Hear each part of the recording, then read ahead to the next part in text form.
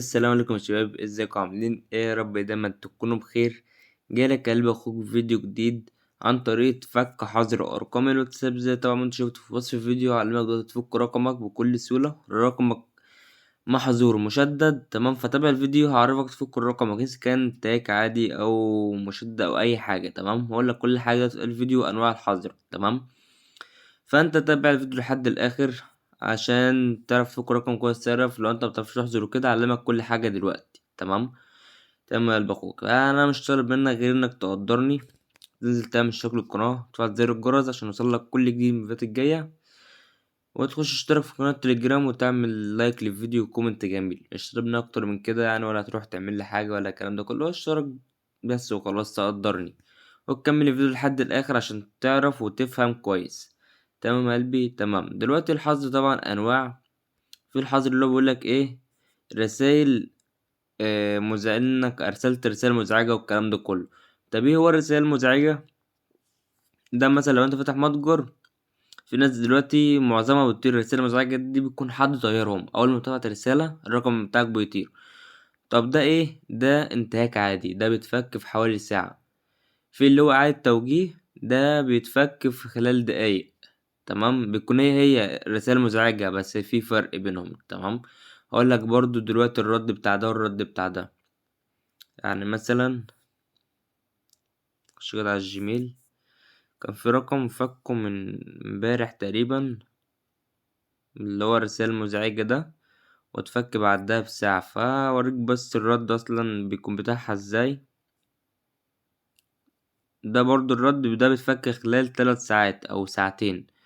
تمام، ده رقم برضو اللي هو الرسالة المزعجة، بس ده كان انتهاك مشدد شوية، مش اللي هو مشدد اللي هو جامد يعني وبتاع. تمام، برضو تمام. الرد ده هو اللي بيردوا عليك بيه، فطالما رد عليك بالرد ده، فالرقم بعدها بساعة بالظبط بتلاقي اتفك. تبعت لهم، ممكن يتفك لوحده، ما تقولش فك لوحده بعدها بساعة، تبعت رسالة كمان من جيميل للشركة ويردوا عليك، هتلاقي اتفك على طول. تمام. طب بقى لو رقمك محظور اللي هو انتهاك مشدد، اللي هو ايه، بيكون عملت طلب مراجعة من جوه النسخة. وانا بس هنا، ده هنا اهو، بس لسه رقم طير منه النهاردة. ده اللي هو ايه، دي مش موجود رسالة مزعجة، لا مش سبام. ده اللي هو تم حظر النشاط وبتاع، بس عشان انا الرقم كان شغال هنا فمش هينفع اعمل طلب مراجعة، لازم اطلع واسجل دخول. تمام، فانا هوريك دلوقتي. ده كده الرسالة المزعجة، ده اللي بتفك بعد ساعة. جالك هنا طلب مراجعة، انت متعملش طلب مراجعة، انت هتفكه بالجيميل، ما تعملش طلب مراجعة. طلب مراجعة ده بيصعب الرقم اللي هو ميتفكش، ده اللي بيخليه مشدد. فالرقم بتاعك طار. اسمع فيديو دلوقتي هقولك تفكه ازاي هو مشدد. تمام تمام. لو هو مشدد بتلاقي غير كده، واللي هما ايه، بتلاقي اقول لك كده كلام اللي هو راجعوا هذا النشاط. انا هوريك صورة ليه. بيكون هو ده صاحبي المشدد، اللي هو لا يمكن لهذا الحساب استخدام واتساب. لقد أكملنا مراجعتنا، وجدنا أن النشاط لهذا الحساب يخالف شروط الخدمة لدى واتساب وتسجيل رقم جديد.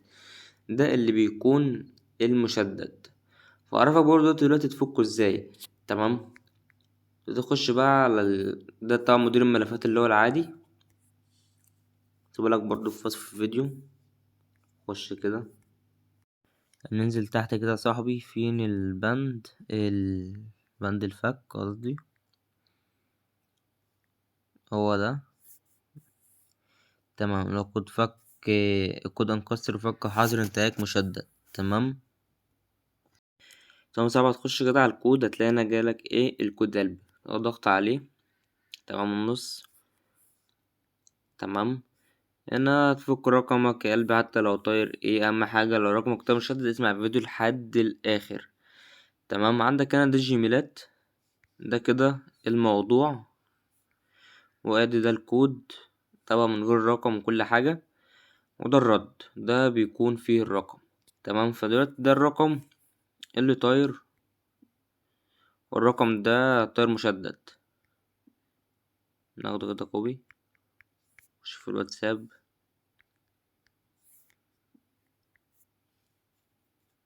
الرقم ده طاير كده اهو. تمام، نعمل ايه بقى، خش كده على الجيميل. اهم حاجة تكون معاك بتاع 3 جيميلات. لو رقمك مشدد 3 جيميلات يكونوا موثقين برقم وجداد. تمام، طب لو رقمك طاير بقى اللي هو عادي وبتاع، من أي جيميل عادي قديم أو جديد عادي، بس الأضمن يكون جديد برضه. والسلام لو معاك جيميل يكون قديم، خلي رقمك يتفك على طول. تمام، فاحنا هناخد كده الجيميلات دي كده كوبي، أول واحد نسخ، التاني، التالت، الرابع، خدهم كوبي. اطلع خش على الجيميل، هيعمل هنا كده تحت على إنشاء، نيجي في إله، نفتح الحافظة بتاعتنا، نحط الجيميلات. تمام بالشكل ده. نيجي عند الموضوع، نيجي هنا نحدد على الموضوع ده كده كوبي من أوله لحد آخره. تمام بالشكل ده النسخ. نيجي هنا نحطه بالشكل ده، نطلع ننزل عند الكود، هناخده من أوله برضو نفس النظام، وننزل لحد تحت لحد آخر كلمة واتساب دي. تلاقي إن الكود مفهوش أي رقم، مفيش أي رقم تليفون عادي، يعني متستغربش ولا أي حاجة، ادي كده من غير أي رقم تليفون. طب وهتعمل ايه؟ هتبعت، تعمل إرسال، عشان بس هو طلعنا فهو كده بعت. طب انت مش هتعمل ده من جيميل واحد، انت لو عندك جيميلات، يعني مثلا أنا عشان افك رقم التاج وعايز افكه بسرعة، ببعت من كل الجيميلات دي كلها جيميلات. تمام، بستخدمها للفك يعني وكده. فانت اعمل جيميلات كتير وابعت منها في نفس الوقت، اهم حاجة يكون في وقت اللي هو ايه الشركة معهاش دعم، يعني مثلا من الساعة 12 بالليل كده لحد الساعة 5 و7 الصبح، الوقت ده الشركة بتكون فيه يعني وقت الضغط عليها بيكون مش كتير. تمام، فهناخد كده الجيميل اللي انا ببعت منه على طول، اللي هو ده اول واحد ده اللي هما بيردوا منه على طول. تمام، مثلا طبعا الشركة ترد علينا، خش كده، حط الجيميل، حط الموضوع، انا بعت من ده، اطلع اللي فوقه واعمل نفس النظام على طول، حط الكود،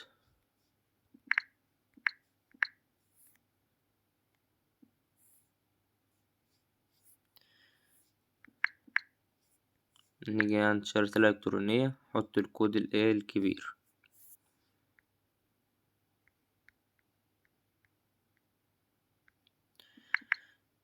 تمام، ونعمل إرسال. تعمل كده قلبي من كل الجيميلات اللي معاك، كل الجيميلات اللي موجودة معاك تعمل منها نفس النظام ده، حط الكود وتبعت لحد ما كله يرد عليك في نفس الوقت. اعمل كده نفس النظام، تحط الكود الكبير، تطلع على اللي فوقه، حط الجيميل. انا عادي انا بحط الجيميل ده لوحده عادي، يعني هي مش حوار، ده اللي ما بيرد منه على طول، بيكون الضغط عليه مش بيرد عليه على طول يعني. تمام، استنى نشوفهم كده رد علينا ولا ايه. فعشان بس وقت الفيديو والكلام ده كله، استنى لحد ما الجيميلات يردوا من عليها عشان اوريك برضو هتبعت الرد الباقي ازاي. اقول لك برضو الرقم بيتفك في حوالي قد ايه. تمام، دلوقتي قدام هم رد، مش محتاج اقفل الفيديو، رد بالجيميلين دولت. تمام.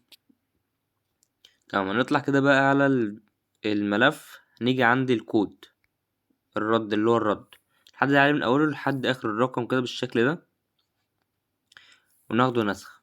نطلع خش على الجيميل، خش على اول واحد كده. تمام، انا بالرد ده كله كان ايه الرد اللي رد عليك بيه، ما علينا منه. نيجي عند الرد على الكل، نحط الجيميل بالشكل ده كده، يعني نحط الرد قصدي بالشكل ده كده، وفي الرقم بالتنسيق الدولي. انا عشان من دولة مصر فحاطط الرمز ده بتاع مصر اللي هو زايد 20 و0 10 بقى كذا. لو انت من دولة تانية، مغرب سوريا او اي دولة تانية، حط رمز الدولة بتاعتك، متخليش فيه فواصل، وتعمل ارسال. تمام، نطلع نيجي عند الجيميل التاني ورا بعض على طول. تمام، نطلع برضو وتبعت. تمام، ادي كده بعتنا. طيب دلوقتي الرقم هيتفك في قد ايه؟ هقولك، الرقم لو انتهاك عادي زي ما قلتلك هيتفك في خلال معاك ساعة بالظبط، هتلاقي الرقم بتاعك اتفك. طب لو مشدد، هقولك دلوقتي المشدد بتفك في ايه، في حوالي من 4 ساعات لحد 8 ساعات او 10 ساعات. تمام، مفيش حد، ما تسمعش كل حد يقولك مشدد بيتفك في ثواني والكلام ده، مفيش حاجة اسمها مشدد بيتفك في دقايق، مفيش، دي حاجة اسمها مستحيل. ده المشدد بياخد ساعات على لحد ما يتفك، وفي بياخد ايام. تعمل نفس الحوار ده الصبح وبالليل في اي وقت، تمام. تبعت بيه للشركة، وبتلاقي كده بيجيلك في وقت كده بيردوا عليك رد لوحده، بيكون انت ما بعتش اصلا، بعدها بكام ساعة بيقولك ان الرقم اتفك معاك. تمام، كان هو بقى مشدد او انتاك عادي، تمام. وده نفس الحوار بتعمله السكان الحظر ده او ده او ده. تمام، اللي في الطريقة دي مضمونة. الكود ده اقسم بالله انا بفك بيه الرقم بتاع البرايفت نفسه، اللي أنا كنت بفك بيه نفس اللي هو لما كنت قلت له مشدد وبتاع، ده الكود اللي انا كنت بفك بيه. قلت اصلحه لكم ان الكود لسه شغال ولسه ما فكيتش بيه اللي هو حد غيري، فالكود بقى انا اللي بستخدمه، تمام. فبس ما استخسرتوش فيكم، قلت انزله لكم. فما تبخلش عليا بلايك انا اشتراك جميل. مش هطلب منك اكتر من كده. هسيب لك طبعا اللينكات كلها في وصف الفيديو، ولينك الملف ولينك البرنامج اللي هو بتاع مدير الملفات. ولو انت مش عارف تفك الرقم او الطريقه ما ظبطتش معاك، انت تقدر تخش لي على قناه تليجرام، بيبقى اليوزر بتاعي موجود هناك. خش وكلمني وانا افك لك الرقم بتاعك على طول. فخش ابعتولي هناك، بس عشان ايه عندي في ضغط، يعني في ناس كتير بتخش تكلمني وبتاع، بس لو ردت عليك متاخر بس عشان الضغط. بس ان شاء الله افك لك الرقم اللي انت عايزه. خش قناه تليجرام هتستفاد كتير. سلبي ده فيديو النهارده، سيب لك كل حاجه في وصف الفيديو. وسلام يا اخواتي.